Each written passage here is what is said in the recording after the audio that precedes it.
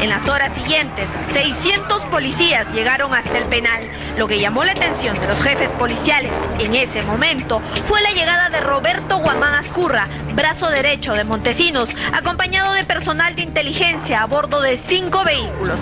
Según versión de algunos policías con quienes Panorama conversó, Guamán permaneció en forma ininterrumpida hasta el final de las operaciones, portando una cámara filmadora.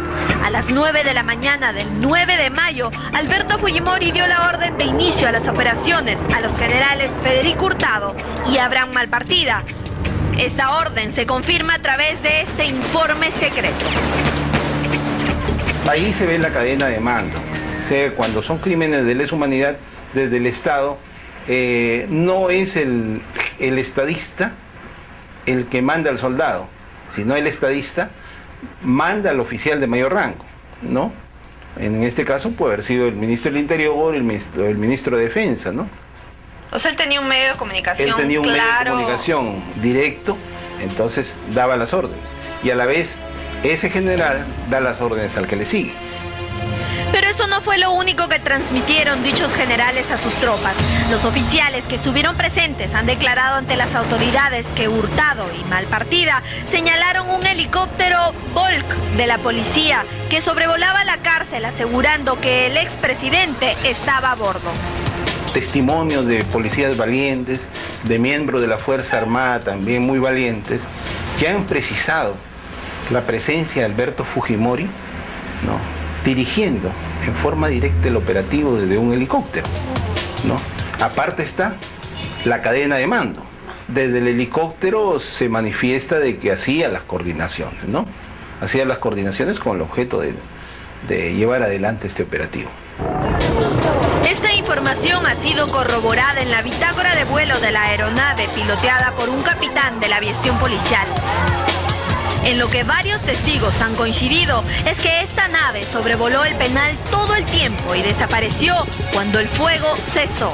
Entonces, ¿cómo ahora relacionamos a Fujimori con un crimen de lesa humanidad que es el único que va a hacer que algún día lo extradicen de algún lado?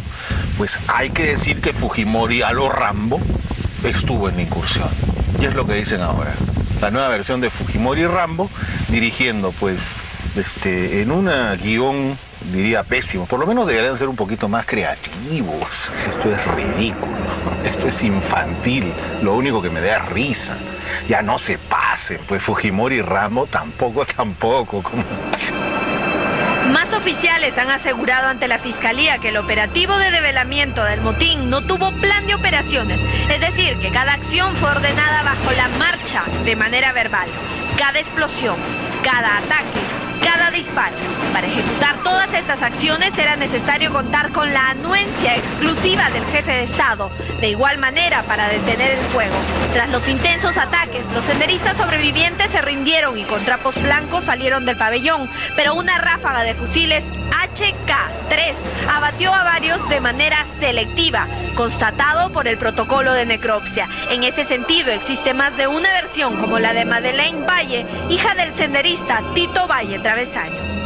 Los subversivos salen del pabellón cantando en la Internacional, agarrados, tomados de las manos.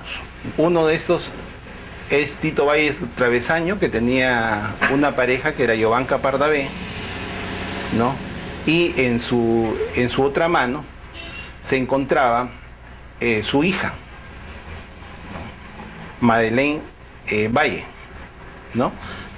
Y asesinan a Valle Travesaño y asesinan a Yovanka Pardavé, más no a la hija, ¿no? Es decir, asesinan a los que ellos pensaron que eran los cuadros importantes de Sendero Luminoso. Otros policías presentes en las acciones han declarado que pudieron observar a sujetos vestidos de civiles portando armas ametralladoras MP5, sin culata y con silenciador, quienes dispararon a los terroristas ya rendidos.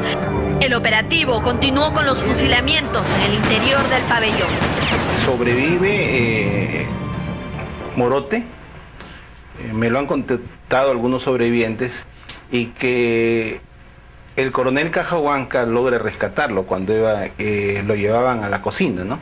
En la cocina fusilaron a muchos de ellos, ¿no? Quienes conocían de pies a cabeza a los prisioneros era la de INCOTE y era el INPE. Yo he tenido algunas manifestaciones de algunos sobrevivientes que manifiestan que hubo cierto personal de la INCOTE que estuvo ahí, ¿no? Los más importantes mandos terroristas estaban muertos, menos Osman Morote Barrio Nuevo. Hasta hoy muchos se preguntan por qué el número 2 de Sendero Luminoso no fue ejecutado junto a sus demás compañeros. ¿Era parte de la estrategia del presidente o una negociación? Por otro lado, un testigo reservado ha denunciado que Fujimori estuvo en el interior del penal, vestido con una casaca ploma, pantalón negro, lentes y pasamontaña, observando desde un torreón la rendición de los reclusos y el final del operativo. Fujimori también fue visto ingresando al penal en un auto que llevaba las lunas bajas. Así lo han afirmado algunas madres que se encontraban en las afueras del penal y que dicen pasó mirándolas sonriendo provocativamente.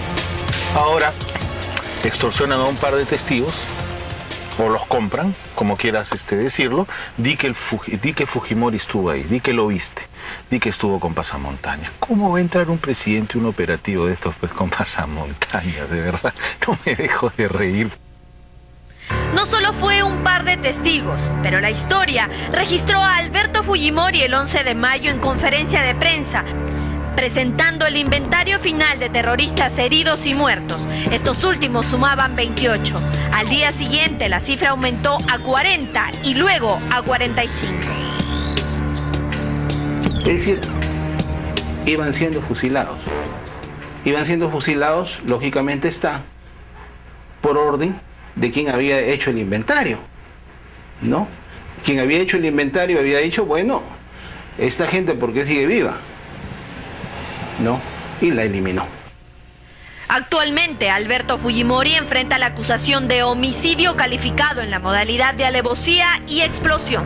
Pero la ampliación de estas investigaciones, que no fueron profundizadas ni consideradas en su debido momento, podría hacer caer al expresidente, que no solo ordenó paso a paso la matanza de Castro Castro, sino que estuvo presente en ella para asegurarse de que todo saliera como él esperaba. La acusación ya no sería por asesinato, sino por delitos de lesa humanidad, delitos perseguibles en todo el mundo y que no prescriben. Eso es el gran favor que se le ha hecho a Fujimori al someterlo a un homicidio calificado y no a un delito de lesa humanidad. Más aún, tomando en cuenta que Alberto Fujimori y su Consejo de Ministros derogó los delitos de lesa humanidad con el objeto de perpetrar delitos de lesa humanidad, y lo hace el mismo día que intervienen los penales. Perú, país democrático y miembro del Pacto de San José, defiende los derechos humanos y como tal debe proteger la vida e integridad de las personas, aun cuando éstas hayan cometido delitos atroces. De incluir estas nuevas pruebas en el cuadernillo de extradición por el gobierno de turno, la justicia chilena no tendrá más remedio que entregar a Fujimori, quien hoy se ufana de ser recordado como el pacificador del país, pero que podría terminar como el mayor violador de derechos humanos. ¿Estará ahora más cerca la extradición de Alberto Fujimori? Veremos. Una pausa, amigos, y volvemos con un sorprendente reportaje. Mujeres que no solo maltratan a sus propios hijos, sino que también maltratan a sus maridos. Regresamos.